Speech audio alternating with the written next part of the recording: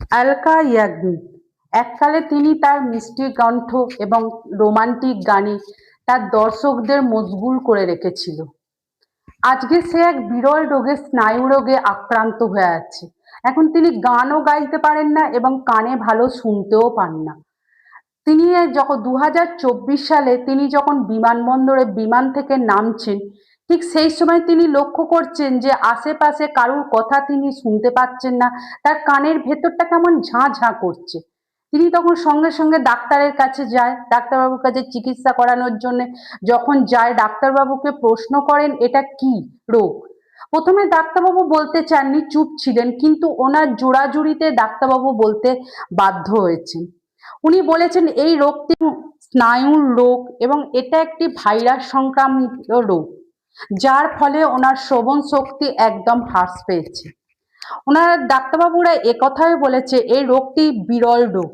এই রোগের চিকিৎসা যদি 48 থেকে 72 ঘন্টার মধ্যে করা যায়, তাহলে হয়তো কিছুটা স্বস্তি পাওয়া যায়। কিন্তু এই রোগ থেকে স্বস্তি পাওয়া যায়, কিন্তু অলকা ইয়াগনিক জি বুঝতেই পারেননি ওনার এই রোগ হয়েছে। কাজেই উনি এই রোগের চিকিৎসা করতে অনেকটাই দেরি করে ফেলেছেন, যার জন্য ডাক্তারবাবুরা হতাশ হয়ে পড়েছিলেন কিভাবে ওনাকে সুস্থ করবেন। এটা ওনাদের একটা চিন্তার মধ্যে ছিলেন। কিন্তু কোটি কোটি টাকার মালিক, সে তো যেভাবেই হোক সুস্থ তো তাকে হতেই হবে, কারণ গানের জগতে তাকে ফিরে আসতেই হবে।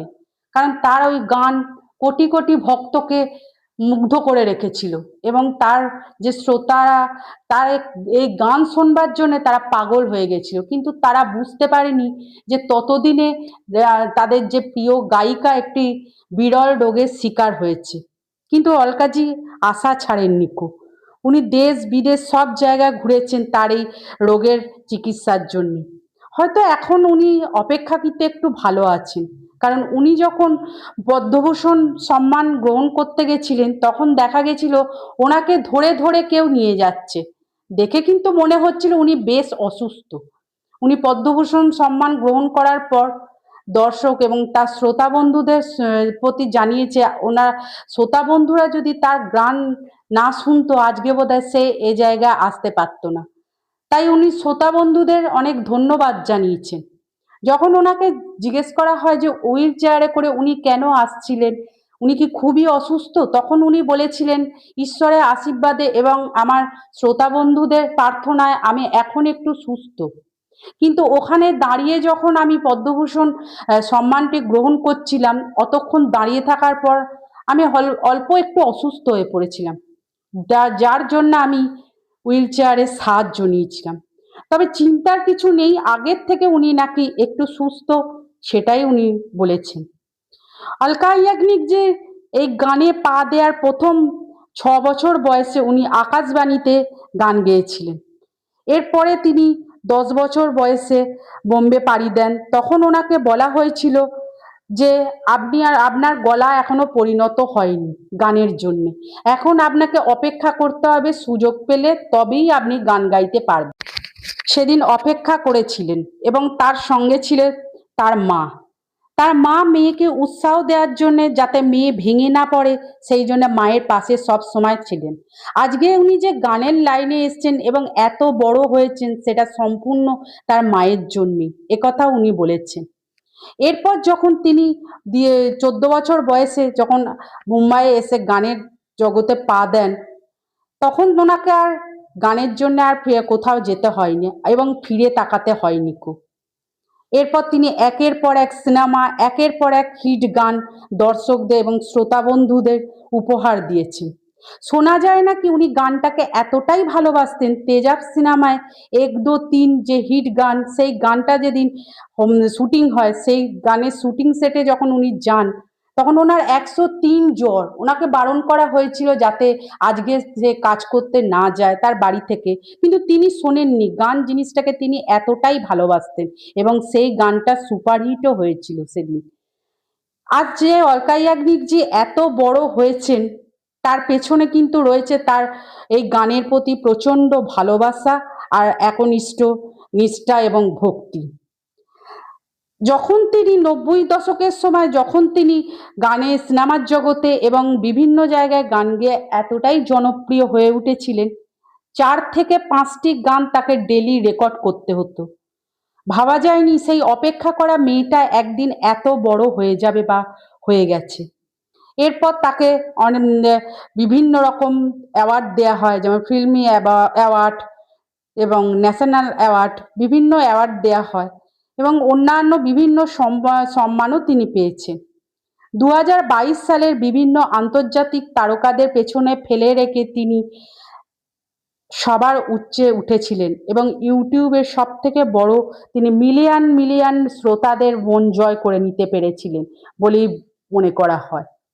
2090 থেকে 2000 শতকের গানগুলিতে তিনি এতটাই মানুষকে ডুবিয়ে রেখেছিলেন যে ওনাকে নতুন করে আর কোনো অ্যালবাম বের করতে হয়নি।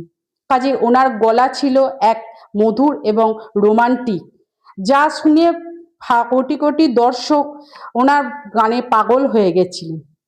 ওনার গান শুনে আর রহমান বলেছিলেন, আলকা ইয়াগনিজির গলা powerful and amazing voice. Shreya Ghoshal বলেছিলেন, আলকা ইয়াগনিকজি যে ওনার গানের সঙ্গে কখনোই আমরা টাক্কা দিতে পারবো না, কারণ ওনার এই গানের গলা ঈশ্বর দত্ত। শোনা যায় লতা, আশা এবং এই আলকা ইয়াগনিকজি এদের যে গানের গলা, এই গলার সঙ্গে কারুরই মিল হয় না, কেউ এদের ডুপ্লিকেট এখনো পর্যন্ত কেউ হতে পারেনি, মানে ওনার শ্রোতা বন্ধু এবং দর্শক বন্ধুরাও সেরকমই বলে। আলকা ইয়াগনিকের গলা সম্পর্কে একজন মন্তব্য করে বলেছিলেন, এটা সম্পূর্ণ 80% হচ্ছে ঈশ্বরের দেয়া দান, না নইলে এত সুন্দর গলা হয় না। ওনার গলা মানুষকে যেমন পাগল করেছিল, শুধু দেশে নয় বাইরের দেশের লোককেও ভীষণভাবে পাগল করে তুলেছিলেন ওনার রোমান্টিক গলা। একটা কথা শুনলে হয়তো অবাক হয়ে যাবেন, 2011 সালে যখন ওসামা বিন লাদেনের ঘাঁটিতে তল্লাশি করা হয় তখন প্রচুর আলকা ইয়াগনিক ম্যাডামের ক্যাসেট পাওয়া যায় এবং ওসামা বিন লাদেন নাকি টাইম পাস করতেন এই আলকা ইয়াগনিক ম্যাডামের গান শুনে। এটা কতখানি আমাদের ক্ষেত্রেও গর্বের যে এরকম একজন মানুষ, মানে আলকা ইয়াগনিকের এত বড় একনিষ্ঠ ভক্ত ছিল। এরপর এক ট্রেনের মধ্যে তার স্বামী নীরজ কাপুরের সঙ্গে তার আলাপ হয় এবং সেখান থেকে বিবাহ হয় এবং বিবাহের পর তিনি শিলংয়ে যাননি। তার কেরিয়ার এবং গানের কথা চিন্তা করে তিনি তার স্বামীর সঙ্গে সংসারও করেননি, তিনি মুম্বাইতেই থাকতেন, কারণ তার কেরিয়ার এবং গানকে সে প্রচণ্ড ভালোবাসত। সেই কারণের জন্য তার প্রতি কিন্তু দূরে থাকলেও তার স্বামীর প্রতি তার ভালোবাসা এতটুকুও কমেনি। তিনি তার স্বামীর সাথে থাকতেন না ঠিক কথা, কিন্তু দূর থেকেই তিনি স্বামীর প্রতি কর্তব্য দায়িত্ব পালন করতেন। এরপর তিনি যখন অসুস্থ হয়ে পড়লেন তখন তিনি পুনরায় শিলংয়ে তার স্বামীর কাছেই ফিরে গেল।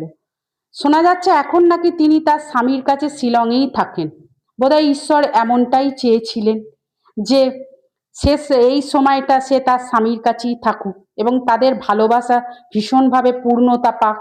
তারা দুজনে দুজনের কাঁধে হাত রেখে একটু সুখে একটু শান্তিতে সময় কাটাক, এটাই হয়তো ঈশ্বর চেয়েছিল।